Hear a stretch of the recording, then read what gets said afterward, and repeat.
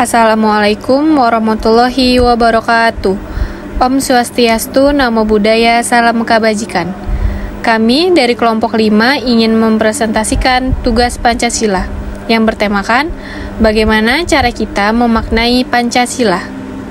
Silakan disimak pemaparan materi kelompok kami, semoga dapat menambah wawasan dan ilmu pengetahuan. Selamat menonton.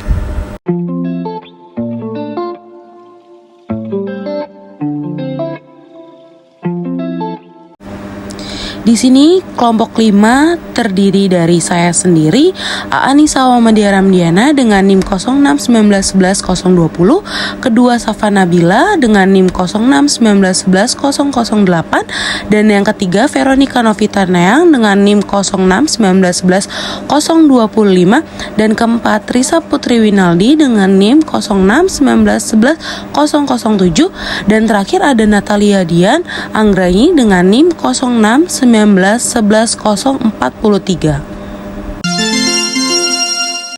Di sini kita bahas dulu apa sih itu Pancasila. Pancasila itu berasal dari bahasa Sanskerta yang terdiri dari dua kata, yaitu panca dan sila. Panca berarti 5 dan sila berarti dasar. Sila juga diartikan sebagai aturan yang melatar belakangi perilaku seseorang atau bangsa, perilaku yang menurut sopan santun, akhlak, dan moral.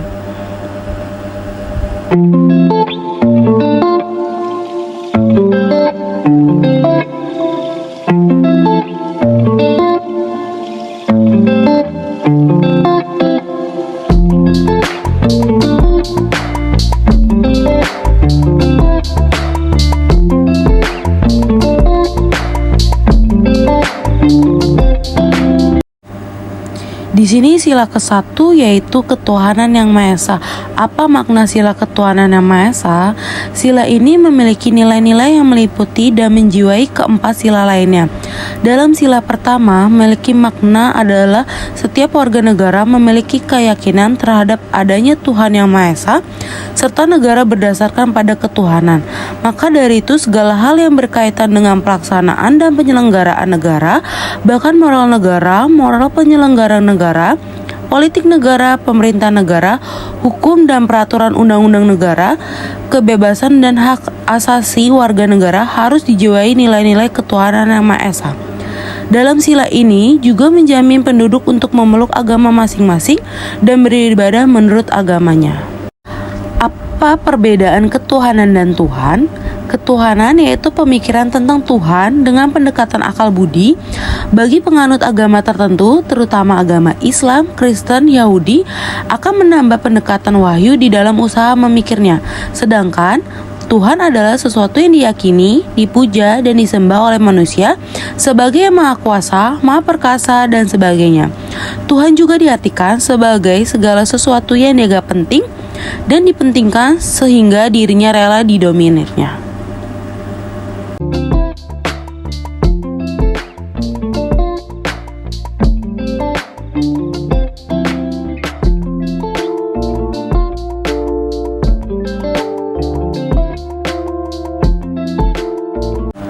Yang ketiga, sila ini sering dikaitkan dengan agama. Apakah dengan sila ini mengharuskan masyarakat Indonesia harus beragama? Bagaimana jika ada masyarakat Indonesia tidak beragama, tetapi misalnya tetap memegang kepercayaan kepada Tuhan? Jawabannya, walau tetap diberikan kebebasan memeluk agama, tapi ternyata masih ada masyarakat yang tidak menggunakan hak tersebut, dan tidak jarang pula ada yang menyalahgunakan. Sebagai contoh, seseorang memeluk agama dikarenakan adanya keharusan meneruskan background agama yang telah diikut turun-temurun oleh keluarganya.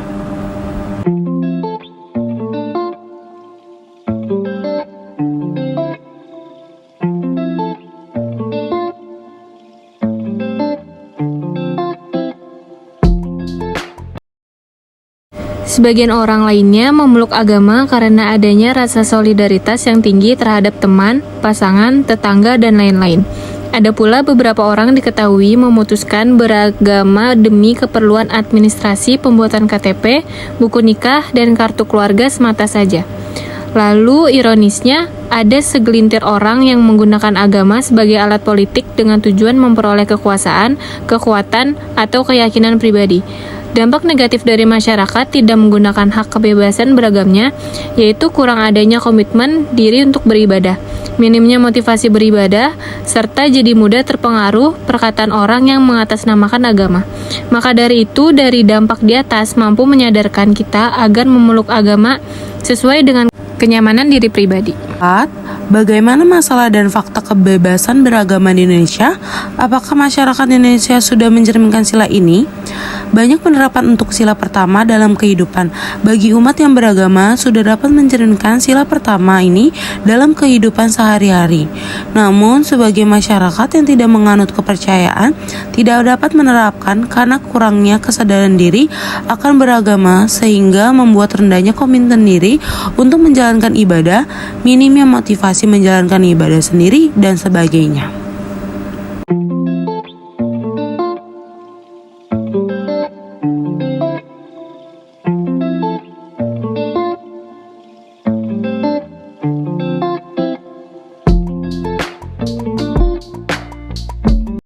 Di sini sila kelima yang berbunyi keadilan sosial bagi seluruh rakyat Indonesia.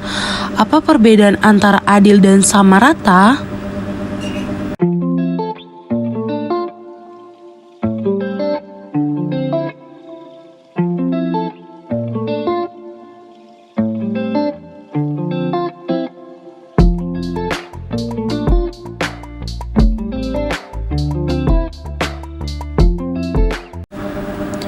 Di sini perbedaan adil dan sama rata, yaitu adil itu artinya setiap orang mendapatkan sesuai dengan porsinya, sesuai kemampuan, sesuai kebutuhan.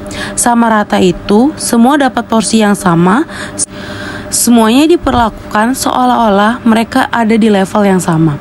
Contoh keadilan itu ibu hamil diprioritaskan untuk dapat tempat di kendaraan umum atau yang menunggu paling lama yang dilayani duluan. Contoh sama rata itu setelah usaha keras dalam kelompok kerja, semua dapat nilai yang sama di luar entah memang semua anggotanya kerja atau tidak. Nilai seluruh anggota udah pasti sama.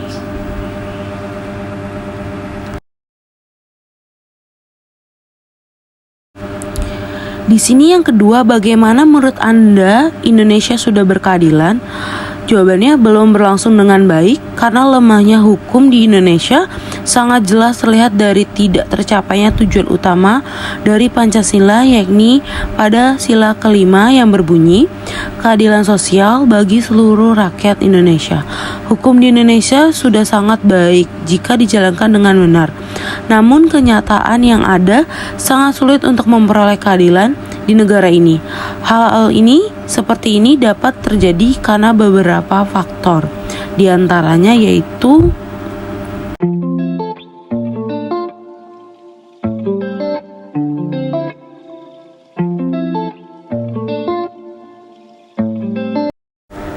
Adapun beberapa faktor yaitu yang pertama, masalah ketegasan hukum dan pemerintahan yang bersih. Dapat dilihat hukum sebagai acuan moral. Oleh karena itu, para aparat penegak hukum harus adil dalam mengambil keputusan dan tidak mudah terpengaruh oleh kepentingan pribadi yang dampaknya dapat menimbulkan tindak penyimpangan dalam memutuskan hukum yang adil. Yang kedua, timbulnya penyimpangan perilaku penegak hukum ini sebenarnya diakibatkan oleh sistem yang buruk ataupun penyalahgunaan kekuasaan dengan mengatasnamakan kepentingan dan kesejahteraan umum. Yang ketiga, ataupun penyimpangan yang bersifat perorangan atau kelompok yang dilakukan bersama, di mana faktor penyimpangan tersebut timbul karena mengutamakan faktor ekonomi.